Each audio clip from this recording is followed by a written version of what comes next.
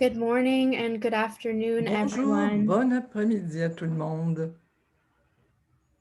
We'll just give it a few minutes to allow everyone to join us. Nous allons attendre quelques instants pour permettre aux participants Je de... t'entends sur Zoom.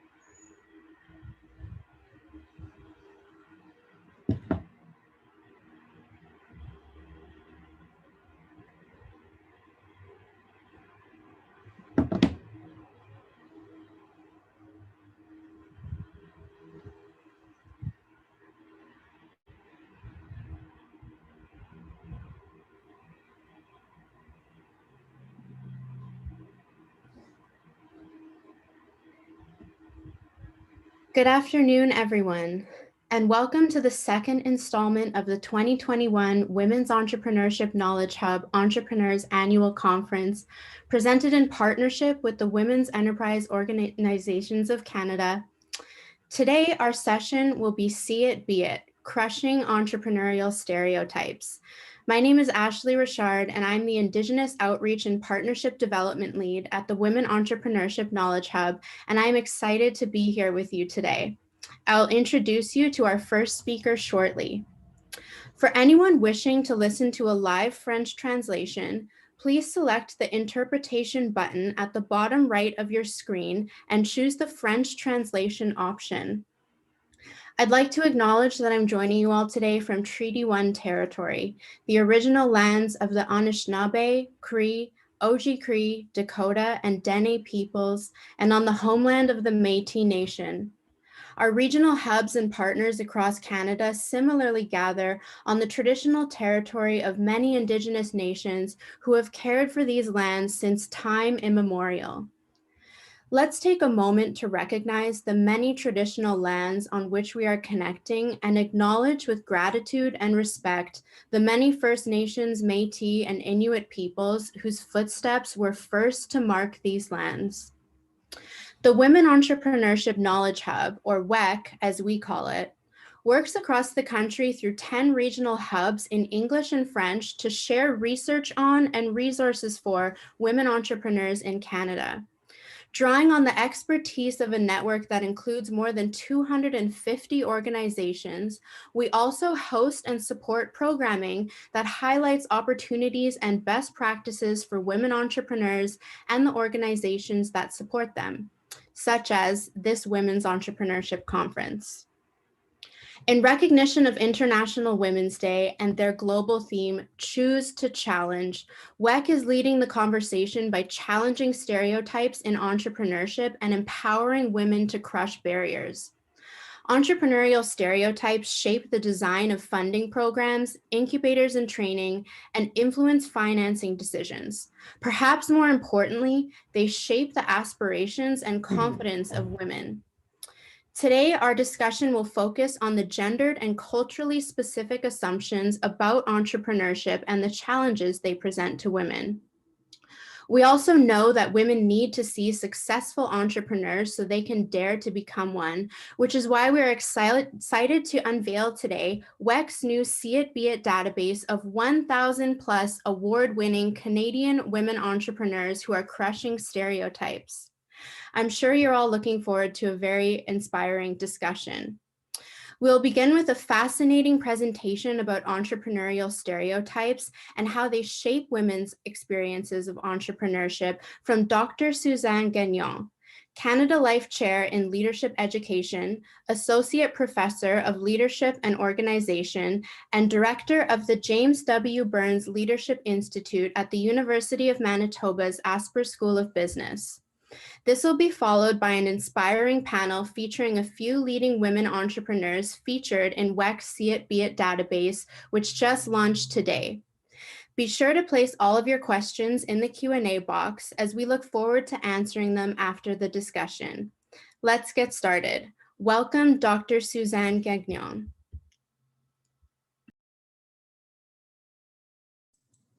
Thank you so much, Ashley. Thank you so much for that introduction.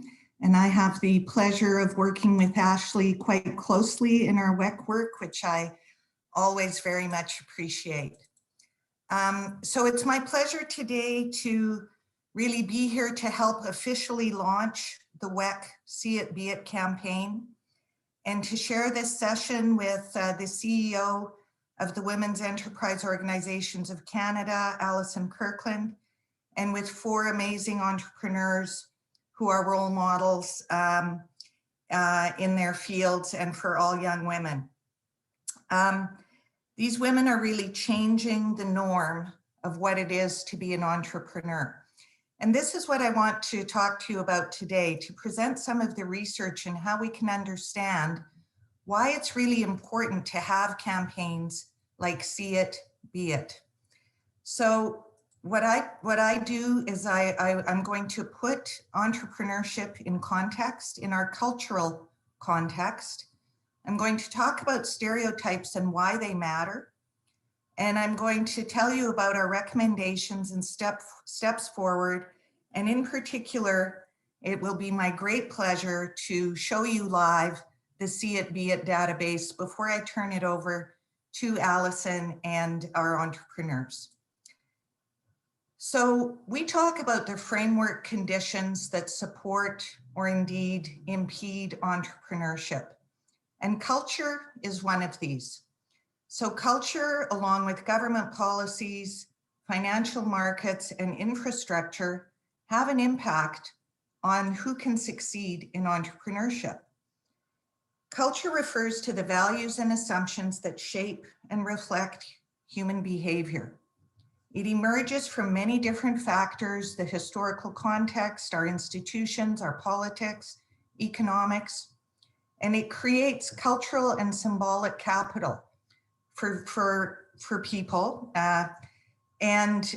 This in turn shapes legitimacy, it shapes people's access to capital, and it shapes customers.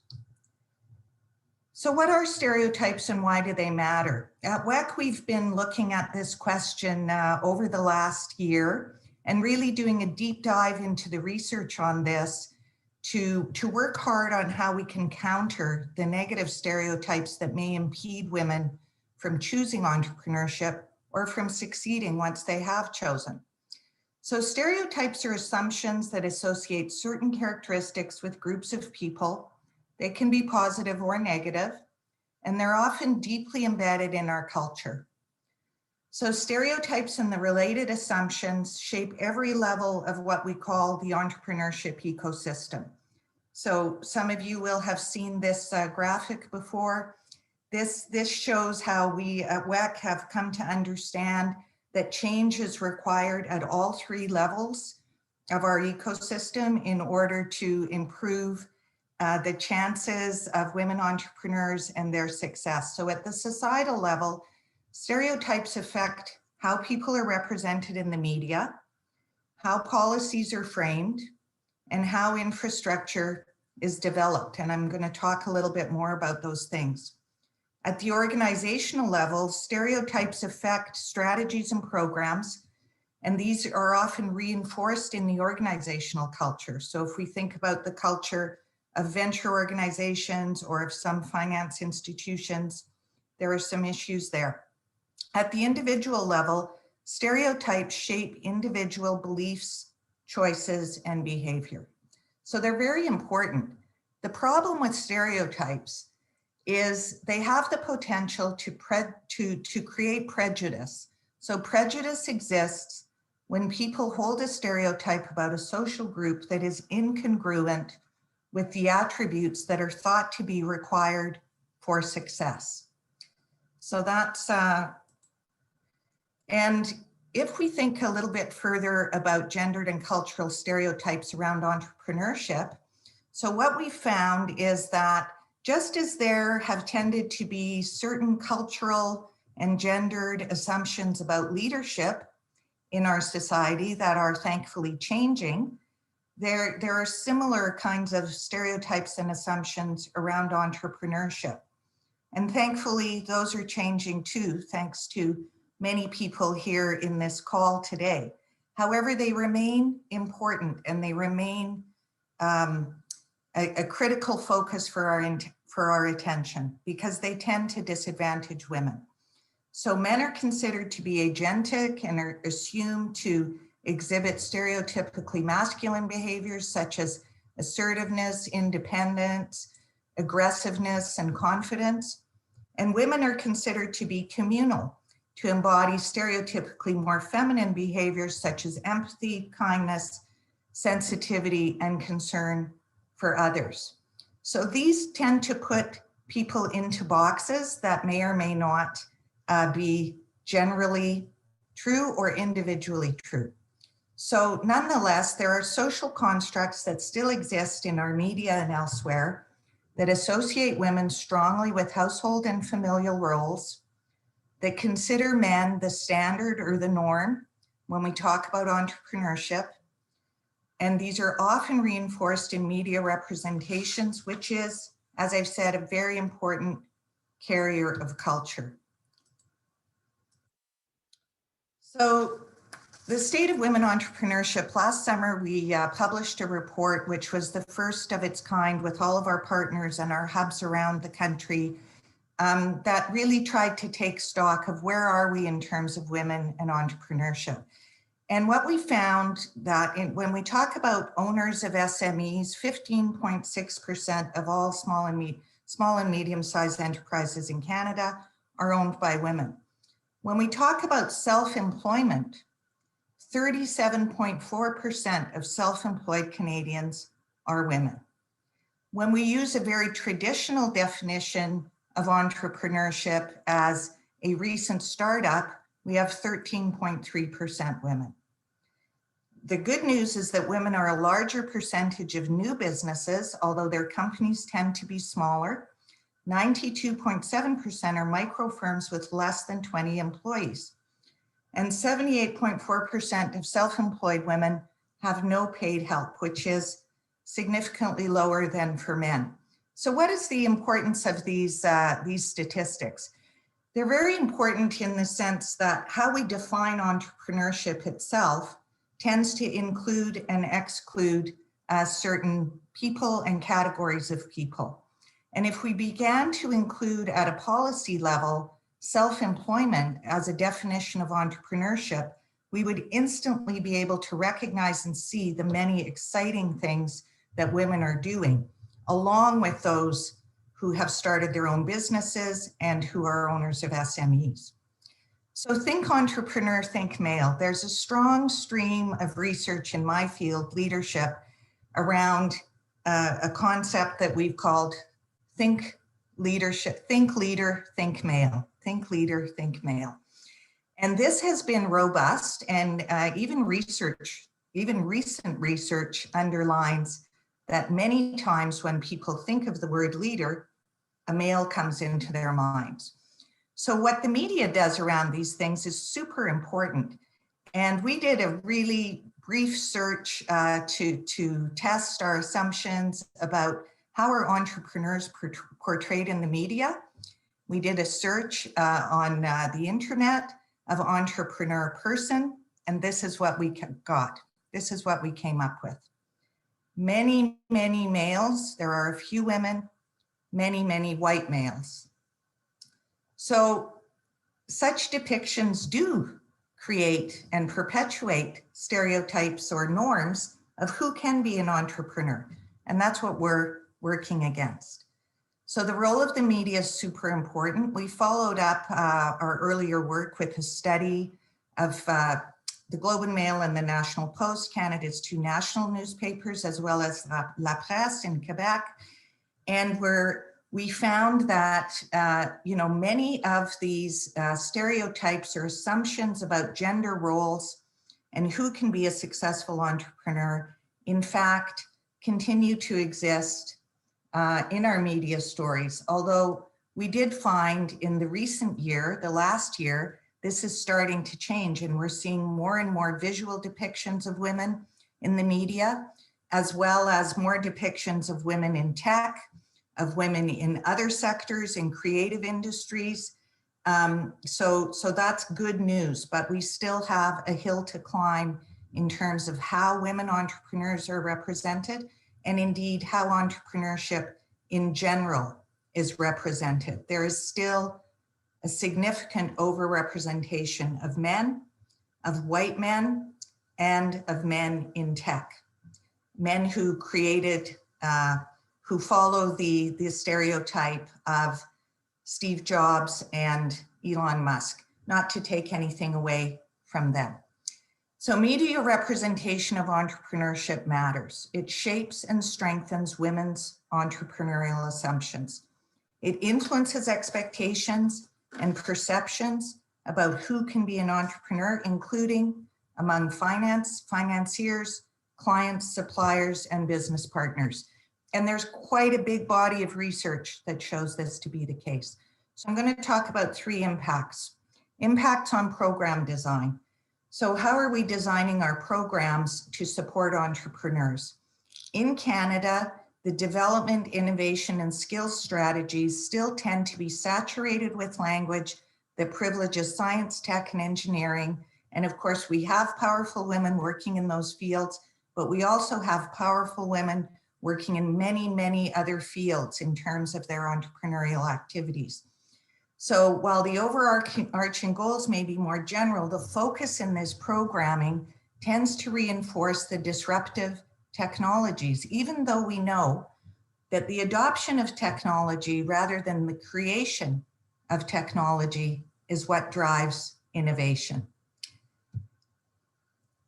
Now, the impacts of stereotyping on financing are also very important. So around the world, women are thought to be risk averse and to fear failure. These are tropes that come forward in many stories in the media in ways that are not representative of reality and tend to create around women what we call a deficit discourse. So it's about what women lack instead of about what they are awesome at.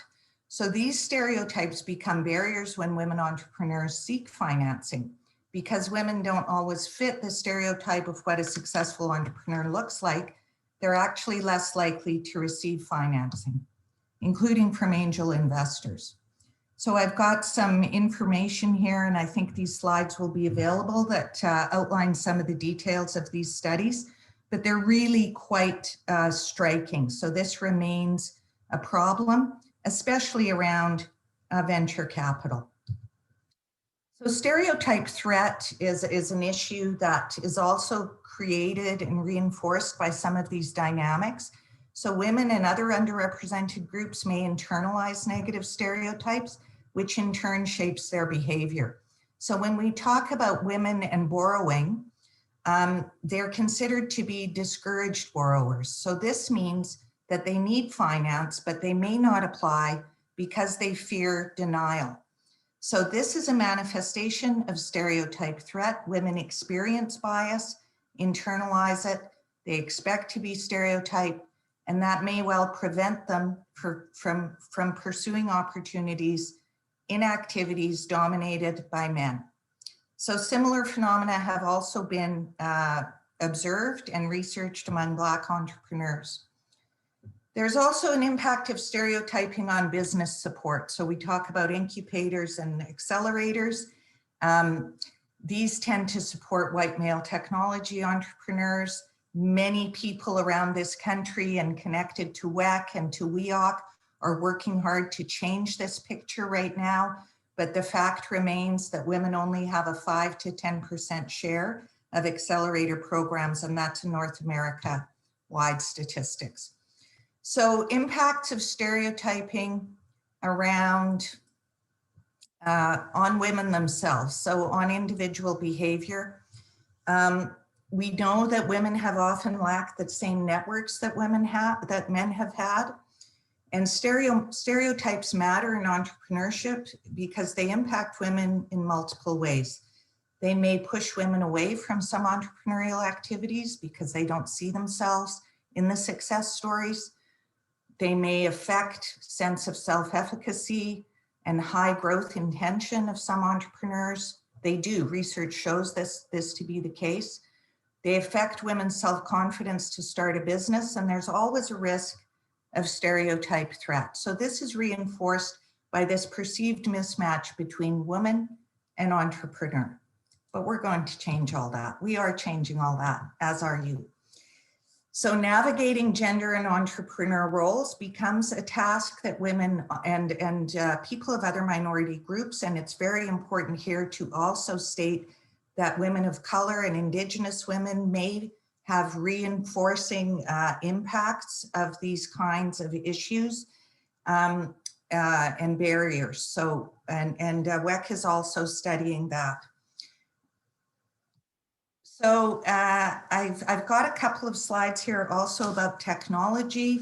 And it's important when we talk about shifting stereotypes, not only to ensure that the women who are leading in technology, some of who will be on your panel today, get the same attention as those men in the media and can be role models for young women, but also that we recognize that there's many other aspects of entrepreneurship that don't get the same attention, that tend to be dominated by women. So we have several recommendations and steps forward. At the societal level, we need to challenge stereotypes of entrepreneurship in the media, in programming, including in post-secondary, and in policies. We should celebrate women's success and promote successful women entrepreneurs as role models. At the organizational level, so focusing on the tone at the top is very, very important. So the explicit business case for inclusion in incubators and venture capital and similar contexts, the fact that we're very artificially reducing the pool of talent by not ensuring that women and are fully included at the organizational level. So prioritize benchmarking and target setting, leverage the value chain, and build the pipeline. So build support for upcoming women, which many of you work on. At the individual level, entrepreneurship should be promoted to women as a career option. Gender-specific SME training and development support services should be provided in greater measure than now. Biases and privilege, stereotypes and microaggressions should continue to be challenged.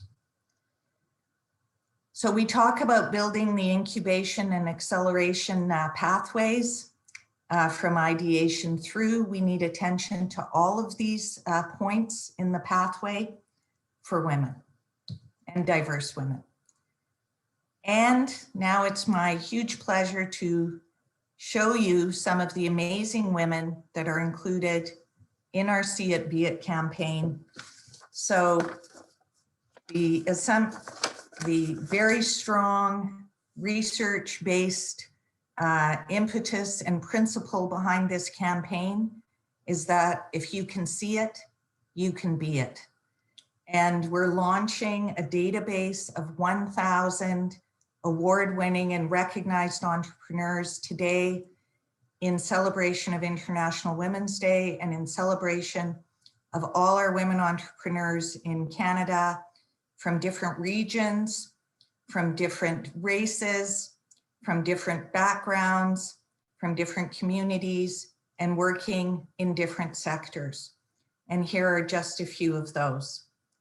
So we're very excited to share this with you. And I would just like to introduce our moderator for the next section and tell you who our 4 wonderful entrepreneurs are who are going to speak to you today about their experiences and their journey how they've battled stereotypes, and how they are indeed role models for many women. But we would like to show you this, and as soon as I've done that, we're going to briefly show you this database and show you how exciting. Oh, here it is now. Okay, so we'll show you the database right now. This is what it looks like. There are 1,000 women in this database, and we hope that it will be an important resource and data source for policymakers, for educators, for all of the organizations all around the country who work every day to support women entrepreneurs, and for young women, young diverse women to see and be shown the role models that they can follow. So we're super excited about this. So thank you so much. And I would like to now introduce Alison Kirkland and our 4 panelists. So Alison Kirkland is the Chief Executive Officer of the Women's Enterprise Organizations of Canada. And she's also based here in Winnipeg. And I always say that because we're in the same city, and we'd like to put a plug in for our city at the heart of some of these efforts. And Alison has really worked for much of her career, maybe perhaps all of her career, supporting individual women to proceed with confidence in their entrepreneurial ventures and initiatives.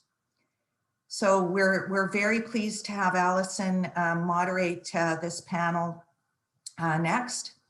And the panelists who will introduce themselves in more detail and tell you about their exciting companies are Emma Todd, who's the Managing Director of the MMH Group and a leader in blockchain technology. Welcome to Emma.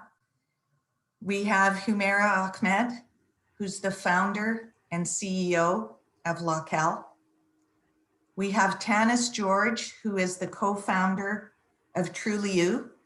Really look forward to hearing more from you, Tanis. And we have Madame Anne Martel, who is the co-founder of Element AI, artificial intelligence. And this is not her first entrepreneurial venture either. So each of them will tell you more about their stories. And I'm turning it over now to Alison to please moderate that panel. Thank you very much for your attention and time. All the best.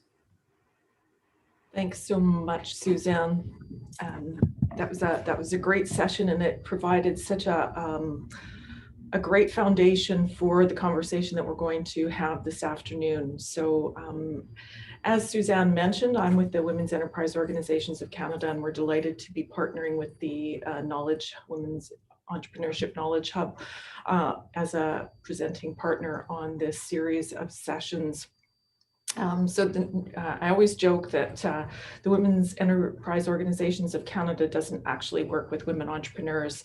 We support the organizations that work directly with women entrepreneurs, and our goal is to provide tools and resources and to connect the ecosystem so that every woman across Canada has access to all the amazing tools and knowledge and expertise that exists in this country to support women entrepreneurs. So I'm super excited to be here, and I'm super excited to be surrounded by this brilliant panel. In fact, I'm quite intimidated by all of their accomplishments. And so you have not signed on to this to hear from me, you have signed on to hear from them. And so I am going to ask each of them, and I'll sort of turn it over to them individually, but I'm going to ask each of them to just give us a little bit of background on them and their business, and then we'll dive into deeper questions regarding their journeys. But first off, if you could, I'll start with Emma, and if you could just give us a sort of the Coles Notes version of who you are and your business, that would be awesome. Hello, everyone. Thank you for having me. And Suzanne, that was an amazing report, so thank you. And, just like entrepreneurship, you kind of deal with things, and there's a plane flying overhead as I am talking to you guys. Okay, now it's gone. Anyway, welcome. Thank you guys for having me. My name is Emma. I am the CEO of MMH Group. I'm an entrepreneur, as you guys may have guessed. I've been in the business for 15 years. My company deals with blockchain. So we do consulting, we do crypto mining, we provide communications, and we provide events for technology companies, primarily blockchain. I am also the chair-elect for Girls in Tech. I am the co-chair for the FinTech Committee for the Canadian Blockchain Consortium, which is Canada's largest blockchain association. I'm the past chair for the Blockchain for Impact, which deals with the United Nations. Previous to this, I was in banking for 15 years, and I worked at some of the largest banks in North America. I worked at Bank of America, JP Morgan Chase, RBC here in Canada, as well as CIBC and a few others. And I am so thrilled to be here. And I want to thank you guys for having me. Thanks so much, Emma. That's a great start. And we're going to dig into some of that in a little bit. I'm going to turn it over now to Humaira. Welcome, Humaira. And if you could give us just a bit of background, that would be awesome. Thanks. Thank you so much, Allison. And thank you, Wendy, for sponsoring me to do this today. So I'm Humaira Ahmed. I'm the founder and CEO of WEOC, which is a career development platform dedicated to women in the workplace. Our mission is to create equitable workplaces for women. And we do that through one-to-one tailored mentorship from other women leaders. I was actually born and raised in Pakistan. My family moved in 2005. So quite a journey to move to Canada and learn about the culture. But also one thing that I'm deeply passionate about is in Pakistan, I was doing software engineering, and we were 40% to 60% women in engineering and other STEM fields as well. And when I moved to Toronto at York University, I was either one of the only women in class of 160 or one of the few, as I was in third year because my credits were transferred. And that was the first time I really felt a disconnect. From there, I have 2 daughters now, and it is really a mission of mine to create those equitable workplaces. So this here, what you're doing, see it, be it, is extremely important. Really honored to be here. Thanks, Humaira. Tanis, how about over to you? Hi, Allison. Hello, everybody. Thank you so much for having me on.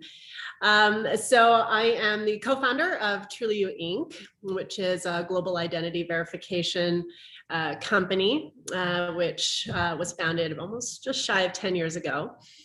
And my career started actually right outside of high school. I started my first business a couple years just outside of high school. Tech company, also in the identity space, and founded it with my co-founder, who ended up being my co-founder in all subsequent 4 businesses that we did over the course of 20 years. And so no history in tech, but we found a problem in the marketplace and we filled it. And over the course of 10 years, we managed to successfully build and exit three tech companies. And then in the early 2010s, we started Truly You. And it was an exciting journey, still is an exciting journey to see the company grow the way it has. And I just have a passion for entrepreneurship. I think it's the foundation of our economy. And I think it's extremely important to lift up entrepreneurs. I think they're vital to our society. And I'm really excited to be able to kind of grow and help people expand their businesses. Thanks, Tanis. It's interesting what you said just about spotting an opportunity in the marketplace. It wasn't that you had this great product and then you were trying to sell it, but that you found something. And I think that in the work that I've done over the years and the women entrepreneurs I've worked with or been in touch with, it's seeing the gap. It's not necessarily just finding a product and hoping, or having a product and hoping somebody will buy it. So I think that that's a really interesting insight.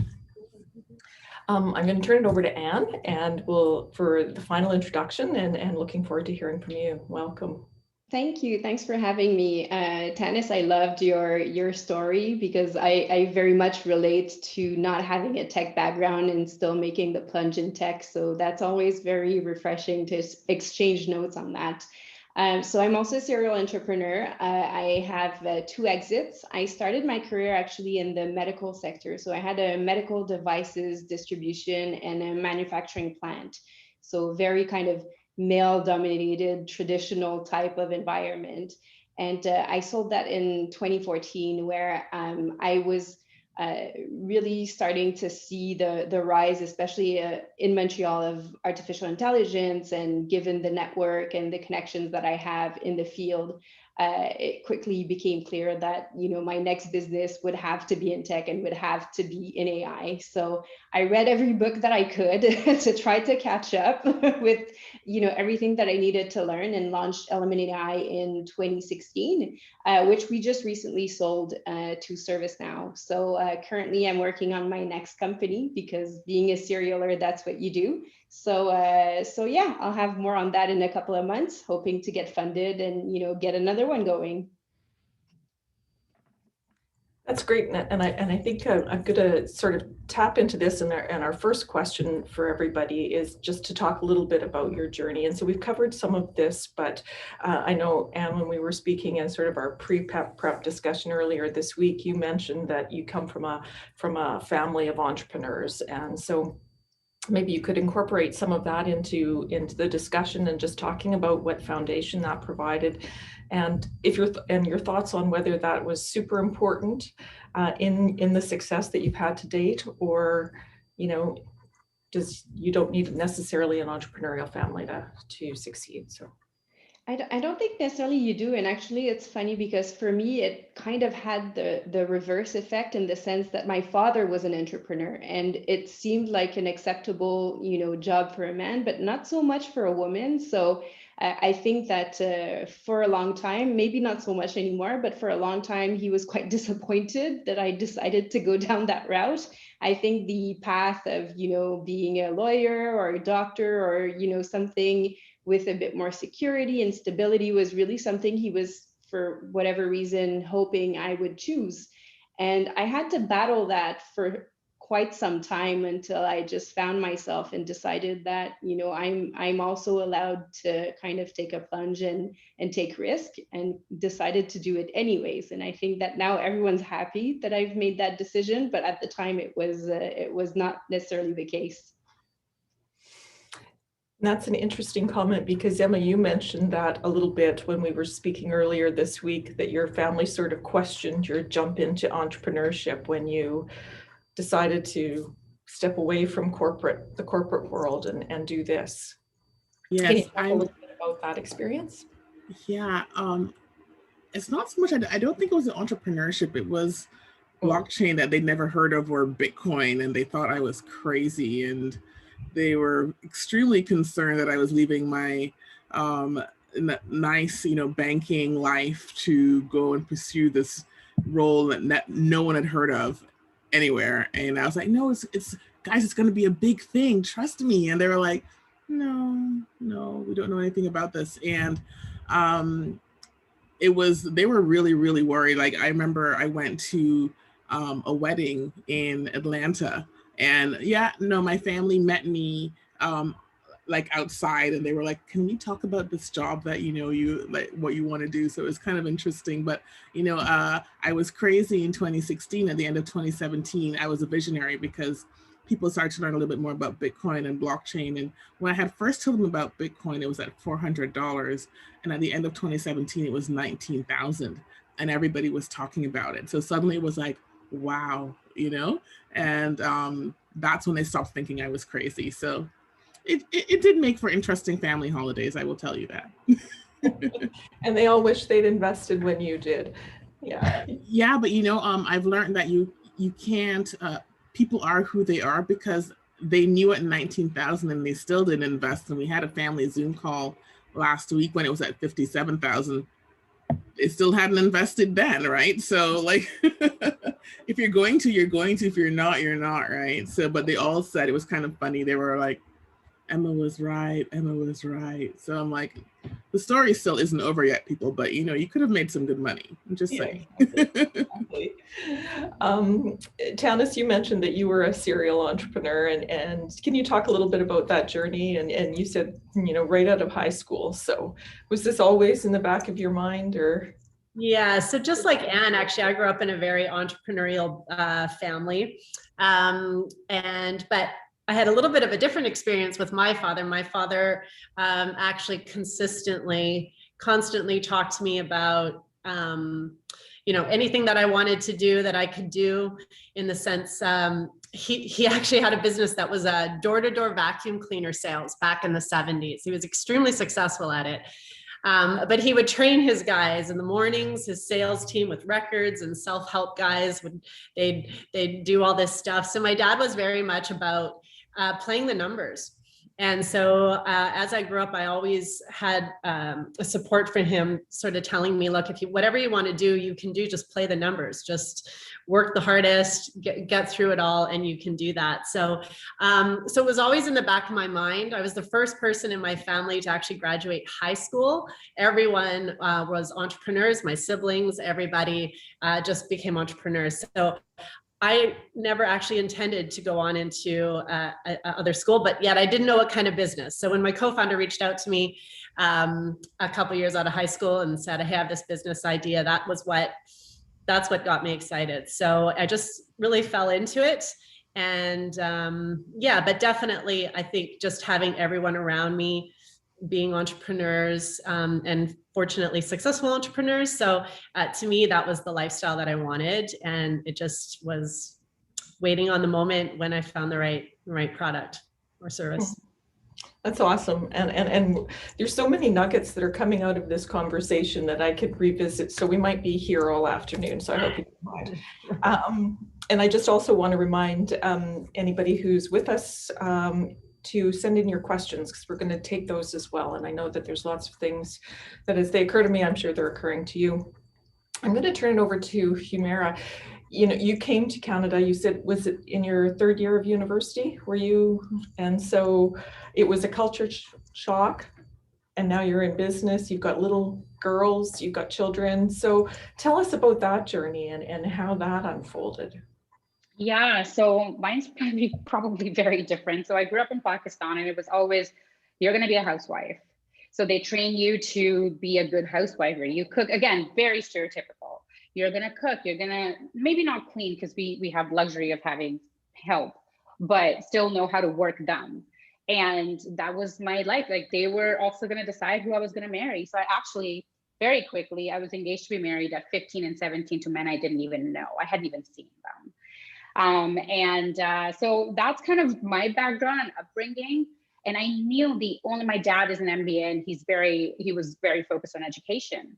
And it was either I was going to convince my dad through education or my passion for it that, this is my path and not marriage, and especially that early. So that was my way of kind of, fighting the system. And that's a separate story. Probably it will take an afternoon, but I got out of those two. Didn't get married, but I had to work really hard to get into the best school, because that is subsidized, and it's easier for parents to support you with that. So I got into software engineering because I was good at math. So that was kind of my out of the system. So I didn't really have role models. I mean, my mom never worked. She was married out of, high school. She was 17. And so that was, and exactly the role models we had everywhere were like my mother. And so I didn't want to do that. I wanted to be like my dad, because I noticed my dad would come home and everybody was like, oh, dad's home. I was like, I want that. I want to come home and everybody's like, food's ready. Everybody's happy. And so that was interesting. And then we moved. My family decided to move in 2005. And so coming from software engineering, it's what got me through all of the adversity. And I thought that was my path, but just not seeing enough women. And perhaps it was third year. This is 14 years ago. So third year, maybe women have dropped out by then. I didn't know anything. So there was cultural shock. There was all sorts of shocks. But also just, you know, so I actually did not finish it. So I continued the dance for 8 months, and I was like, where are all these women? Like, where do I see women? It was communications. So that was another uphill battle because I didn't know how to present, how to write, how to speak. So yeah, it was definitely a challenge. But over the years, I ended up working in the tech industry in marketing communications role. And I actually learned I wasn't a very good employee. So for those women who think they will probably not be a good employee or something's wrong, maybe you're supposed to be an entrepreneur, because I want to get stuff done. It doesn't always work, you know, when you are working for someone. So that was kind of, so I had my marketing company for about 8 years, and I would just, you know, pick and choose clients that I wanted to work with. And so that worked great until I had my 2 daughters. So when I had my 2 daughters, I would look around and disconnect you see in the society. I mean, I would talk about, you know, computer science and stuff. The friends that I was starting to make, they were like, oh, Miss Business, Miss Tech. And it was just a shocker. And I live in Victoria, if in case you're wondering. And so it was just that I want my girls to, you know, grow up to be in positions or roles where they can make money, where they can make decisions and not rely on others. So that is where, you know, there's a lot of history there of why I do what I do. And for the longest time, because my product is for women, you know, there's a lot of challenges there too, because, you know, a lot of people were like, oh, you should do a not-for-profit. You're not going to make money out of this. Well, guess what? We're actually on our path to profitability in the next few months. So all bootstrap, right? So there's a lot of kind of history, cultural stereotypes that I've had to navigate. And I do this so that my girls and future generation don't necessarily have to. Right, right. Very, very interesting, very timely, especially being a mother of little girls, right? And you want to carve out a path that exactly makes it easier for them. I'm going to come back to Anne rather, and Tanis. Just with regard, you both mentioned fathers who were entrepreneurial, and so sort of looking to them. And so maybe Anne, start with you. You know, were there others that you were looking to, or were most of your role models male, and who else influenced you in your journey? Yeah, it's a good question, because I was really striving to find women role models. So I kind of pieced up many different women qualities into what my role model was. So they could come from fiction. I lived, you know, in my imaginary world for far too long. I'm probably still a little bit in it at times, you know, but I think there was a bit of that, and also just stories about my ancestors, stories about people that had, you know, inherent qualities that I respected. So one story I found fascinating was about my great grandmother, whom I've never met, but she was an incredible source of inspiration because she came from rural Quebec. She had, you know, 8 kids, as you did, you know, back in the days. And her husband, my great grandfather, died very young. So she had all these mouths to feed, no education and nothing to support her. So she turned to the only thing that she could do, which was butter. So she started churning butter and making flavored butter that she would sell to everyone in her village to be able to support herself. And that was so magical for me, just like the resilience to get through, you know, an experience like that, and the willpower it takes to kind of find something you can do to just support your family, but also the kind of ingenuity of not just making a basic product, but also kind of customizing it to your customer's need, essentially. I thought that was such a beautiful story. So it's little things like that I pieced up together to kind of, you know, be inspired. But I didn't have like one specific person to look up to besides my parents. Yeah. Right. That is an amazing story. And it's funny how things sort of come from generation to generation. And it's not always a direct line to, you know, from this to that. It's a bit of a curving path. Tanis, who else influenced you? Yeah, so interestingly, as you say that, in the businesses, so my dad, I should be extra clear that it was actually my dad and my mom together who ran the business. So they were both very involved.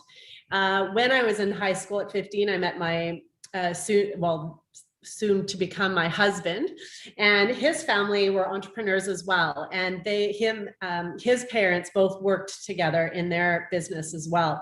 So as I reflect back, I think that was also just another thing, that the expectation was that that women were involved in business as well. They worked alongside. I don't know if that ended up subconsciously coming with my co-founder being a guy as well. So we were mixed founders in our businesses as well. But yeah, ultimately, I think I did have those additional women who were involved in business as well, and took part in the growth of the business alongside their partners. So I did have that access as well.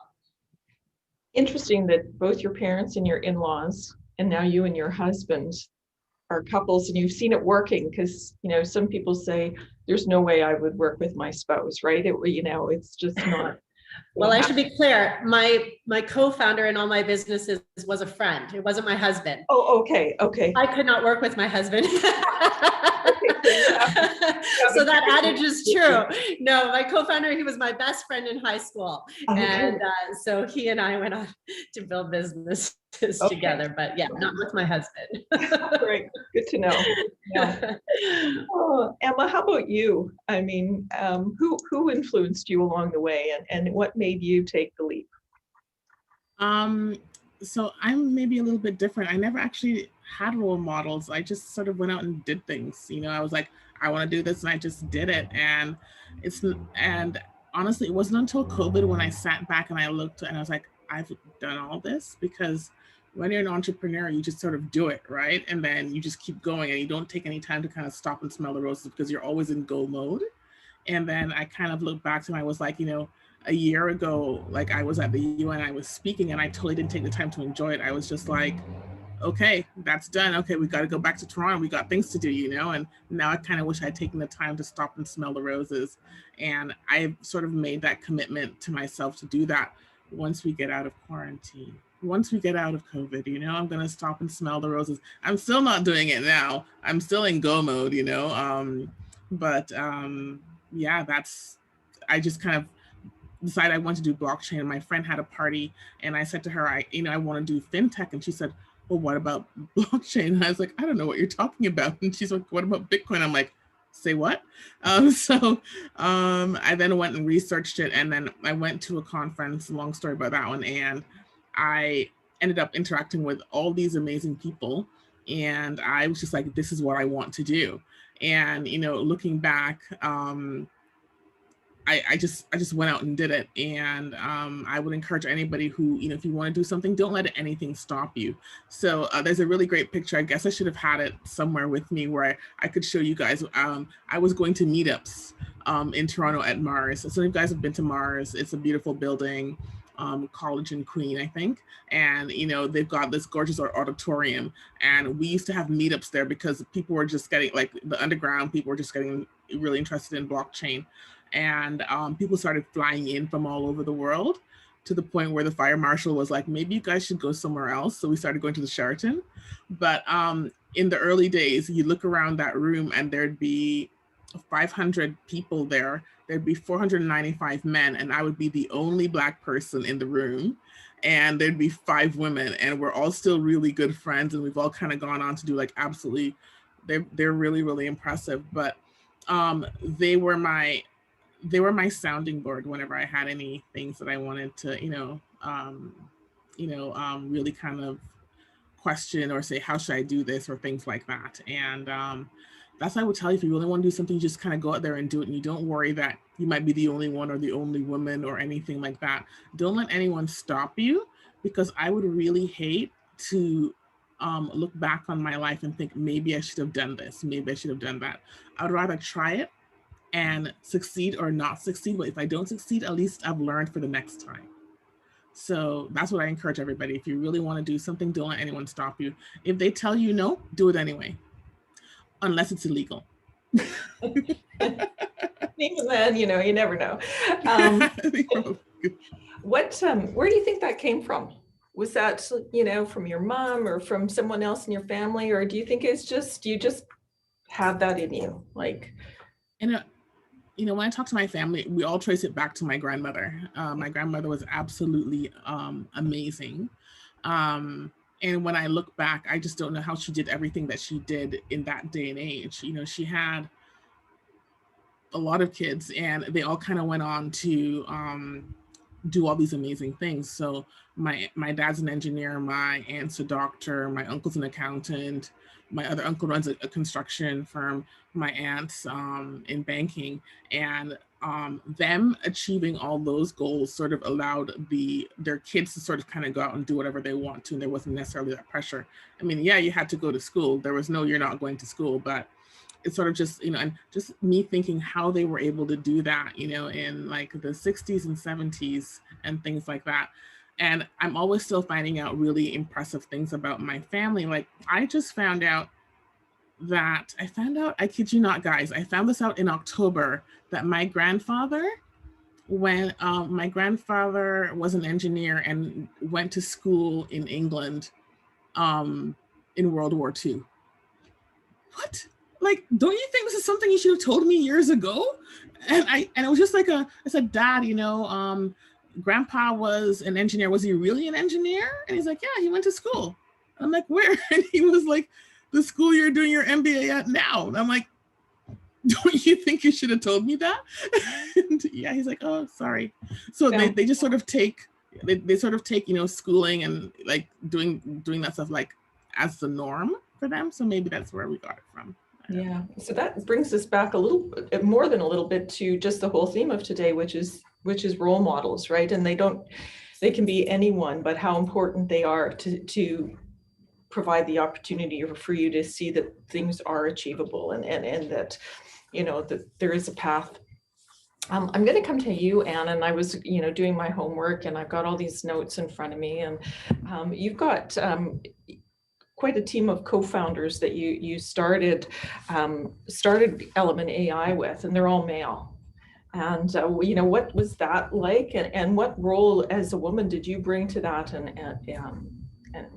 yeah, if you could just expand on that a little bit, that would be awesome. Yeah, I mean, it's funny too, because they're also all serial entrepreneurs, and you know, diversity was certainly something that was very present in their previous companies. So they always made me feel not only part of the group, I never felt excluded. We had a very good dynamic, but also I think that they would lean in on, you know, what I would say a lot more and make sure to really integrate my feedback. So it was a great experience.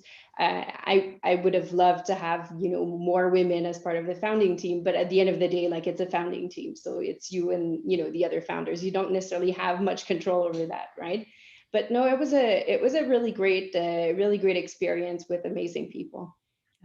That's great. Tanis, did you experience the same with a sort of a male-dominated? Trulio is tech. It's, you know, did you have the same experience, or was yours a little bit different? Yeah, I mean, ultimately for me, I remember when I was about a year or two into Trulio, when I got my first request to speak as a woman in tech. And I remember thinking, woman in tech, like what? Explain to me what versus a founder in tech. And that's when I started to see that there was this shift happening with this narrative a bit more about being a woman in tech, and sort of highlighting the female side of being a founder. And I have to say, it wasn't something that affected my journey very much upon reflection. It wasn't, I think we were just so focused on putting out fires and in our businesses that, you know, the strategy was always very much focused on building a bigger and better product, and trying to do, I think, just our focus was always on more so the numbers than I don't think it ever dawned on me to think about it as a gender related type issues. So, you know, for us, it was always kind of head down and focus on that. So I didn't have, you know, it wasn't something that I saw a major challenge for in our business as we were growing it. If I can build on that a little bit, Allison, like I still feel very strange about the whole women in tech thing. I still feel very awkward, and I tend to shy away from like those speaking engagements because it just makes me feel uncomfortable. I like to showcase the engineers and, you know, in forums like that. So I would always, I received a number of invitations over the years for, you know, speaking events like that, and I would always promote like, yeah, the female leads we had in the technical teams, but I never took it upon myself to be to represent women in tech. I still don't feel very comfortable to do that. I prefer to be a founder. I think that's also a thing, and that's a thing that I relate to. That's very interesting. Now, just remind me, and Tanis, neither of you sort of are engineers per se, or so there wasn't this great, you know, PhD in some engineering thing, technical. Okay. So that's, you know, so yeah, when you're saying a tech company, it's okay, let's have the technical aspect spoken to rather than the founder aspect. Do you think that that is because it's, you know, you're shy and you just want to sort of stay away from the limelight, or you just think that people want to hear more of the technical stuff? And that's what you would bring to the table. They not necessarily want to hear the founder story. They want to hear the technical story. It's always ambivalent, I think. So because I didn't know, I just decided it wasn't for me. But maybe it very well was. But I just figured that I'm certainly a woman who's built a tech company, but I'm not a person who is technical, and I appreciate that about myself too. Like I think that adds a different perspective in an environment, you know, filled with engineers. So I'm very proud actually to have done that without having that technical background. So I just preferred to not do those things and just be me. Yeah, I think it was a similar thing for me. I think ultimately, when I was asked to speak as a woman, I found that sometimes when I would come in and say, actually, it was not a reflection of my story, I actually would get a lot of women come up to me saying how grateful they were to hear that if they were to start a business, that it wasn't necessarily guaranteed to be this kind of, you know, male dominated, you're going to get pushed down society. And I think they were encouraged to hear that for somebody, that wasn't even something that felt like an obstacle. And I think that it's really important to bring women to the highlight. And I think it's excellent to see women highlighted and all of that kind of stuff. But the pendulum can swing sometimes so far in our efforts to encourage women and say, don't be afraid of the men, don't be afraid of this thing, that they go, oh my God, I didn't know I had to be, or I'm so, am I really going to go into this nightmare? And it can almost swing the pendulum a little bit in a way that I think, well, obviously none of us are intending. So I like to kind of come in and say that this was my experience. And I think for some that it becomes, you know, a breath of relief to know that there's a good chance that they're not necessarily always going to be reached with these obstacles. So that's why I like to just talk foundership. And to build on that, just a couple of things. So I, in the beginning, I used to feel the way that Anne did. You know, I want you to talk about the things I've done, you know, the projects I've helped on, like, you know, the really great things that we're doing. Don't just focus on the fact that I'm a woman, you know. But then I realized that, you know, I was standing a few things. Blockchain inherently, it's predominantly men. It's gotten better over the years, but it's still like when whenever I would go anywhere, I remember going to Malta and I walked into the auditorium and it was 8,000 people and I was one of 20 women, 20. But and I headed for the stage and the guy said to me later, when I saw you walk in, I knew that you were going to be on stage. He goes, it just absolutely made sense. But people would then tell me, thank you, you know, they would watch what I was doing on LinkedIn and they would say, thank you, because I've been wondering. And you know, I kind of wanted to take the leap. And then I realized, even though this is just me sort of going out and doing things, there are some people do need that encouragement or that bit of inspiration to sort of go out and do things. And then last year, I heard some stats that were quite frankly alarming, which is what made me kind of get into girls in tech, and I am where I am now. I was speaking at Parliament, and we're doing a panel on women in tech, and it turns out that when women go to, and Humaira, this is going to probably sound a little familiar to you, although you got there in third year, when women go do tech in university, they basically start a little bit higher than guys in terms of percentage of women getting into computer science and things like that, but they drop out at the end of year one simply because of the resistance that they perceive or the way that they feel. And then what happens then, and then it kind of continues in year two and year three. When they graduate, they don't necessarily, and if they do happen to graduate and they make it to a tech firm, they tend to like leave within the first year because they don't have the things that women want, which is like a little bit more flexibility or things like that.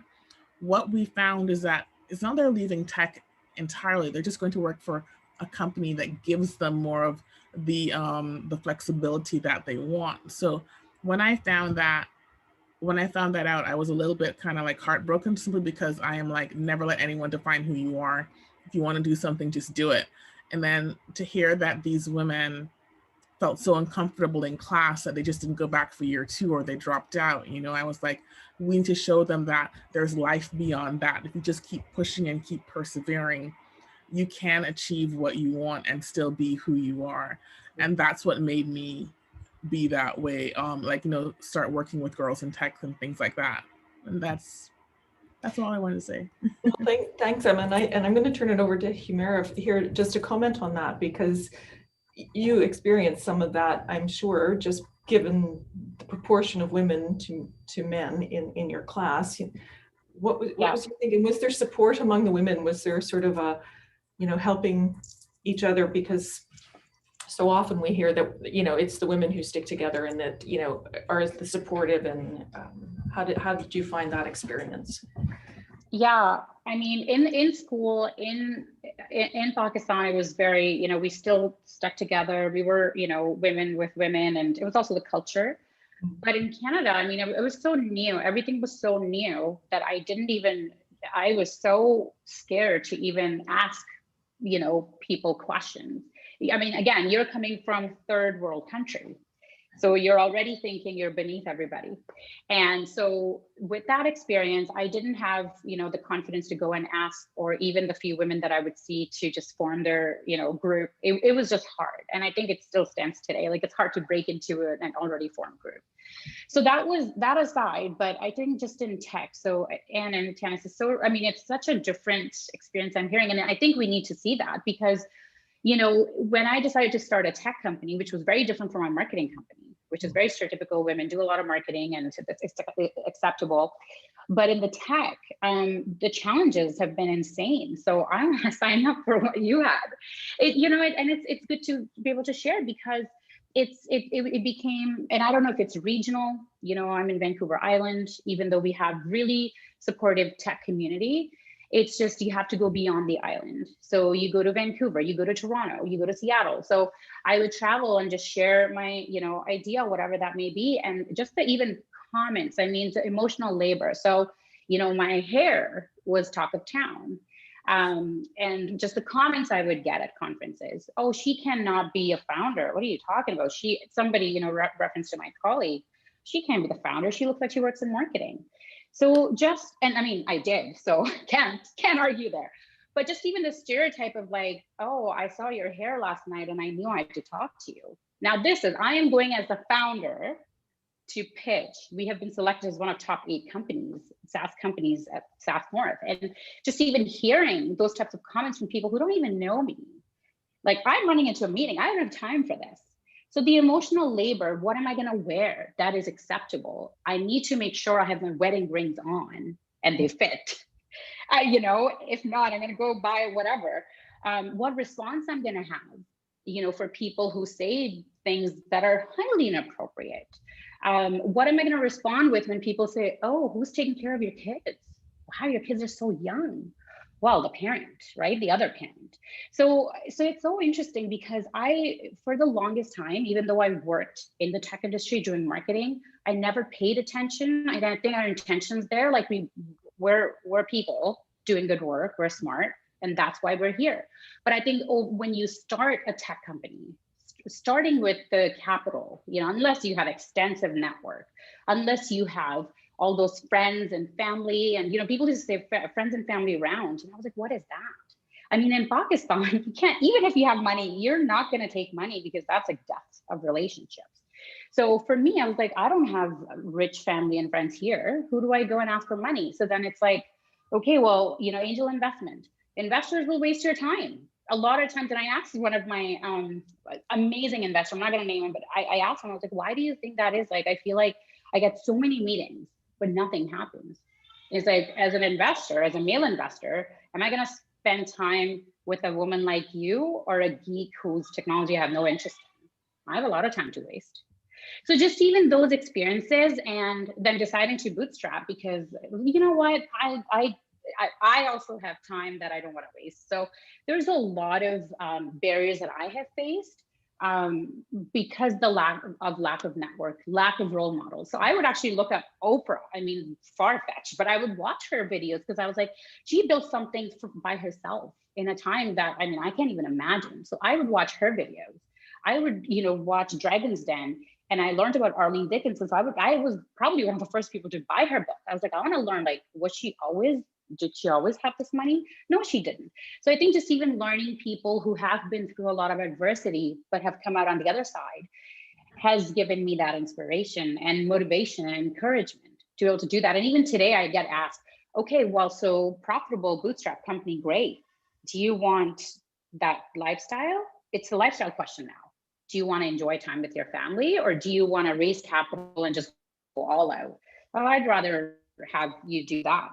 And it's just so much. People judge, people make assumptions, and there are a lot of barriers. I can tell you the emotional labor even today that I have going into a lot of meetings, it's insane. So I wish for an equitable workplace, and which is why I think we need, there are barriers, there are challenges, and barriers, whether it's your race, it's your gender, it's your language. So many women don't start companies because they come to me and they say, how did you learn English? I mean, I learned English. I just had to learn Canadian accent or whatever accent that people can understand. So it's not that I'm a quick learner, which I am, but it's like, I had to do it so I wasn't made fun of. So, I mean, there's a lot here, right? There's a lot of barriers, challenges, lack of access to the right network, right capital. And yeah, so sometimes it's just emotional labor is too much and you just want to do your thing. You know what, I want to do this, I'm going to just do it. So yeah. So you and Emma are on the same wavelength, just do it. I'm just going to flip over to some of the questions that have been coming in, and just picking up on something that Humaira said, and it was challenges on getting private investors, sort of failures and success stories. And I think both Anne and Tanis, I know that you did have venture capital, and can you tell us a little bit about that experience and how? So yeah, I've been very fortunate on the VC front. We raised, I think, over $200 million over two and a half years. So I mean, we've been very successful at fundraising.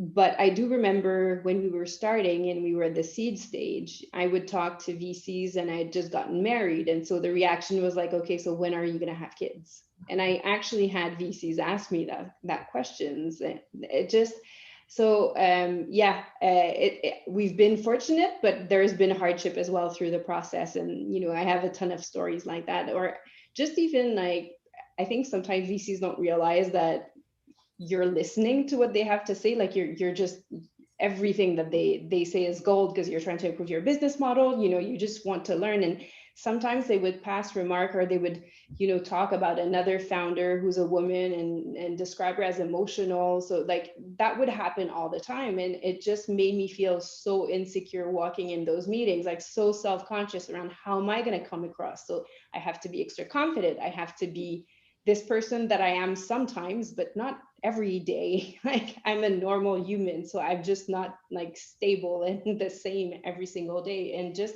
it was very strange, but you know, over time we did well at it. So I think I got confidence from that success. But no, it was very difficult.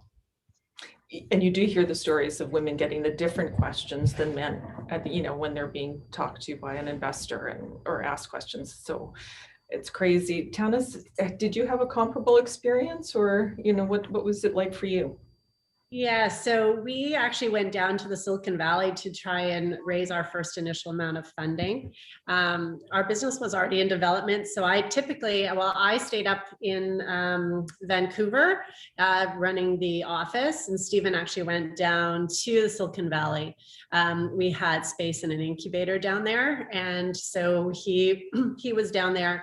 And so he would do the initial conversations with VCs. And then when we got a second meeting, I would fly down and we would carry on the conversations. And we had over 100, I think we counted 150 pitches before we got our first investment. It took a long time. And actually the VC that funded us our first time, we met him.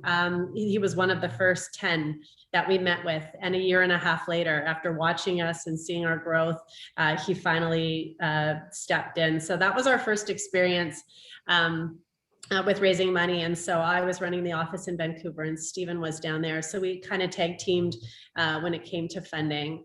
I think for us, the thing that we came across quite often was people asking us if we were in a relationship.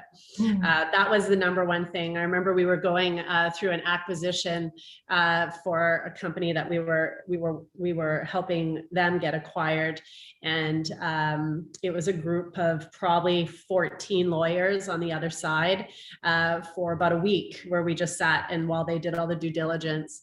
And I remember at the end of the due diligence period, one of the people came up to us and said, "Okay, we can't figure it out. Are you guys an item?" And I'm like, "I'm married. I got kids." They're like, "I know. Are you guys an item? Like, we're just trying to figure this out." And I'm like, "Is that what you've been focusing on all week? Are we secretly friends with benefits?" No, we're not. We're not founders with benefits. We are just friends. And so we would get that in the VC, you know, are you guys together? No. And so I was always careful to make sure that I wore my wedding ring. But you know, in today's society, people always just said, "Yeah, but are you guys together?" So that was an interesting thing, being part of a mixed foundership for sure. Yeah, we had that. What an interesting statement that both you and Humaira said, that make sure you were wearing your wedding rings. I mean, that to me is, you know, crazy. I'm going to switch tacks here just for a moment. And there was a question specifically, and there's a couple of really good questions. Well, they're all great questions. And this one's for Emma. And she said, and the question is, how have you navigated being a Black woman entrepreneur working in the blockchain space? And what are some advice you would give to Black women trying to enter this space? Okay, so I'll start backwards. If you want to do it, just do it. Just do it. Don't listen to anyone else. Just get in there and do it. What blockchain needs more now is more mass adoption, and so we welcome everybody. So yeah, never let anyone tell you don't do it. Just do it. Have a basic plan together though, and then just do it. I have to say, when I got into blockchain, I was very fortunate. And I know this is not, once again, I'll preface this by saying this is not the story for everybody, but when I got into blockchain, it literally was just me and the geeks. That was it. And they were like, "We have a nice business idea." And I'm like, "But how are you going to market it?" And they were like, "Isn't that what you do? Can you help us?" Because all they wanted to do was just, you know, build cool stuff and then just go back to building cool stuff. And they didn't want to leave their place. And they were like, "Emily, you can talk to people for us." So the guys that I worked with and the guys in the space in 2016, 2017, as long as, you know, you could help them or you really liked blockchain, they let you in. They didn't care who you were, whether you were green, white, black, or red, as long as you could help them. And you really liked the space, and they liked that I was like willing to learn. And you know, it's been very good for me. So like whenever I go anywhere in the world right now, guaranteed there's some people from Toronto there who recognize me. So I remember I went to Bermuda a couple of years ago, and I went to a reception, and I walked in, and I was like the only person there. I went by myself, and I walked in, there were like 8 guys from Toronto. They were like, Emma, and I'm like, oh, they're my guys. And so I always call them my guys. But so I was very fortunate that way. Now, blockchain has changed. Now you kind of have to sort of say who you are and talk about your accreditations for people to take you seriously.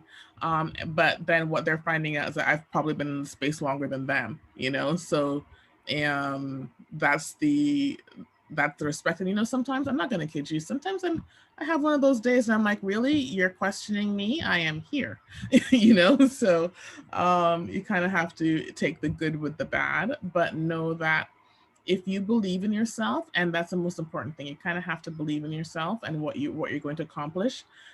It's not every day you're going to be like, okay, I'm the shit. You know, some days you're going to be like, why today? You know, but as long as you have that overarching belief that what you're doing is the right thing, or that, you know, you're here because you want to learn and do good things, you know, we welcome you. That's an interesting, and I'm going a little bit off script here, but it comes back to the mentorship. It comes back to the role models, and it's something that each of you have said in different ways, but it's sort of just, you know, just do it. Where does the confidence come from? And I mean, obviously there's days where you don't feel confident, but how do you sort of overcome that? And Emma, do you want to take that one on first? I forgot to tell you, there's one thing that is really important. You got to build a good tribe of people around you. So I am really fortunate. I'm not going to kid you, but I always tell people, if you want to up your game, look at who surrounds you and change them if you have to. So I'm really fortunate that the women I hang out with, good Lord, they are going places. They are like incredible. I look at them and I'm like, Forbes 25 under 25, you're doing this. Oh, you just had a conversation with President Obama. Okay. And I'm like, what? You know, and but what I've learned, and I remember seeing this in a TED Talk, and it's so incredibly true. That was a TED Talk that actually changed my life, along with another one. But it's, if you want to do extraordinary things, hang out with extraordinary people, because they make doing extraordinary things normal.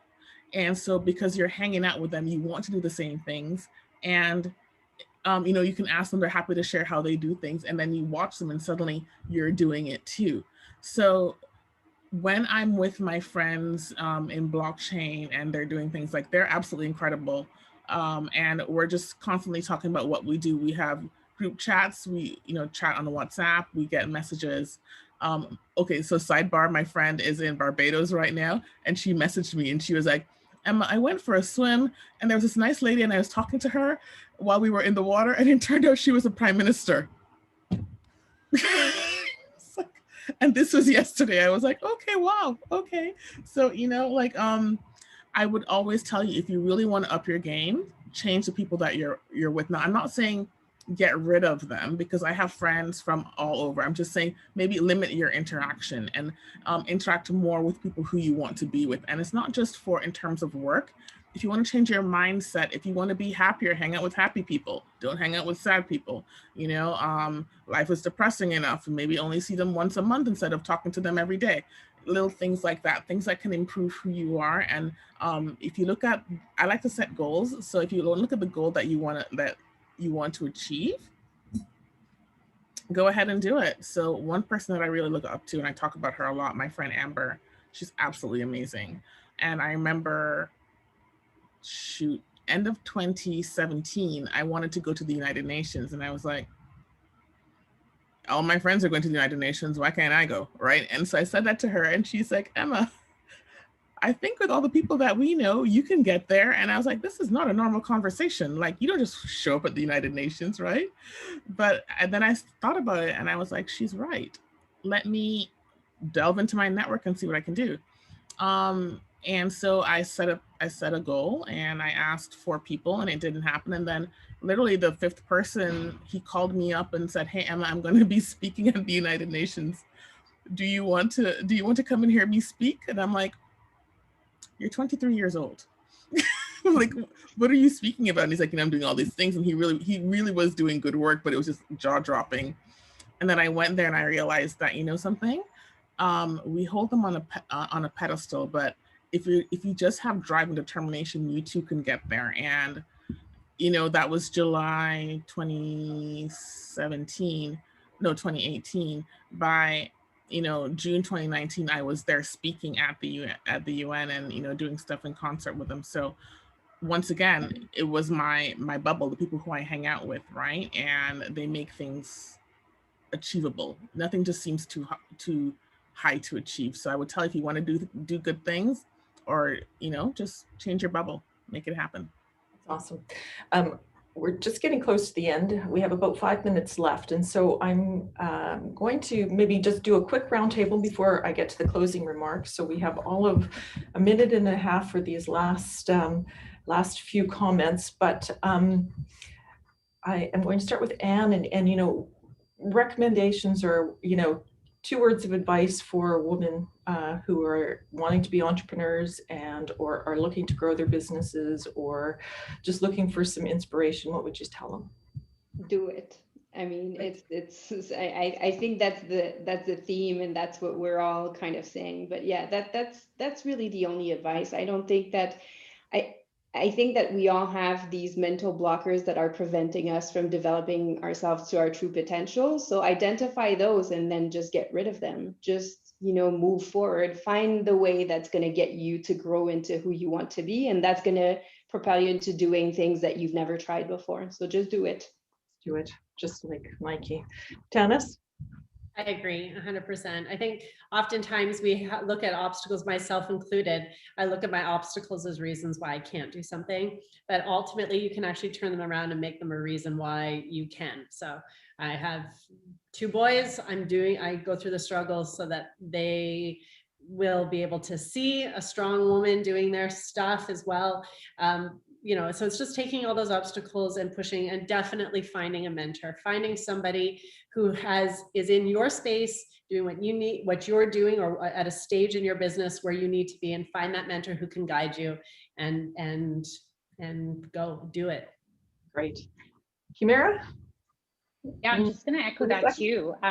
Surround yourself with people, reach out to I've reached out to some amazing people. I'd recently connected with Jillian Musig, co-founder of Moz, and she was open to a conversation. I was like, yeah. So, I'm always reaching out to people who I want to be like, or get inspired from them. So just reach out at least 10 times, and then you can move on to other people, but reach out to people who can help you. As well as just do it. And I think anytime we feel uncomfortable, and that's what I tell myself, which is every day, you feel uncomfortable, you're growing. So, and if you're not feeling uncomfortable, you're not going to have that growth. So yeah, absolutely. And there's ways to navigate a lot of challenges, maybe an uphill battle at times, but if I can do it, literally anyone can. Emma, last 20 seconds to you. I would just say do it. Don't let anyone stop you. If it was easy, everybody would do it, but know that it is rewarding, and don't let anyone stop you from achieving your potential. Thank you. My notes here, my closing remark notes say, try and draw a thread from all of the comments today. And I think that absolutely it's just do it. And so the 4 of you have been amazing inspiration and role models. And I think that just your words of wisdom and your experiences have been truly insightful for everybody who's listening in on this presentation. So thank you all so much. It's I think I might go and get a tattoo after when I leave here. Sorry, I didn't expect that. So thank you, Anne, Emma, Humaira, and Tanis. That was just great. I think that the theme in Suzanne's presentation on see it and be it is such a strong foundation and so important, and I guess a good reminder that we're role models all the time, and so I have to take that role seriously and really bring up the women that are in our lives and support them and really, share the learnings that we've had with them going forward. So stay tuned. There's a lot more coming up in the next few weeks from the Women's Entrepreneurship Knowledge Hub in BC. They're kicking off a Wikipedia edit-a-thon this weekend. So in the spirit of see it, be it, you're invited to nominate women who deserve a Wikipedia profile and or contribute a couple of hours of your time to writing an article for those who are nominated. So what a cool idea. So as of 2021, there is still a significant gender gap in Wikipedia, and we've collectively agreed that it's time to prioritize uplifting the voices of influential women and push back on the stereotypes of what leaders in STEM and entrepreneurship look like. So this is our chance to make it. So you can learn more and register. So they dropped a link into the chat box, so you can go there and find that. This session, not this session exactly, but one like it will be done in French on March the 12th. So there will be a whole new lineup of panelists and a moderator. So encourage anybody who would like to see it in French to tune in next week on the 12th. And next in the conferencing series is Financing Pathways, where the Knowledge Hub will look at Canada's funding ecosystem and highlight some of the innovative models that are changing the way capital gets into the hands of women entrepreneurs. And so certainly some experience around this table of innovative ways and interesting ways. So that takes place on March the 11th at 11 a.m. Eastern time. And again, another link in the chat box. So that's it for today. I'm officially 1 minute over, and so appreciate, again, sincere thanks to our panel. You're amazing and wonderful, and I look forward to staying connected with all of you. Thank you to the Knowledge Hub for having all of us, and it's Friday afternoon, pretty close. I think it's Friday afternoon, not quite Friday afternoon in BC, but most of the other rest of the country. So have a wonderful weekend and be well. Bye for now. Thanks, everyone. Thank you so much. Bye.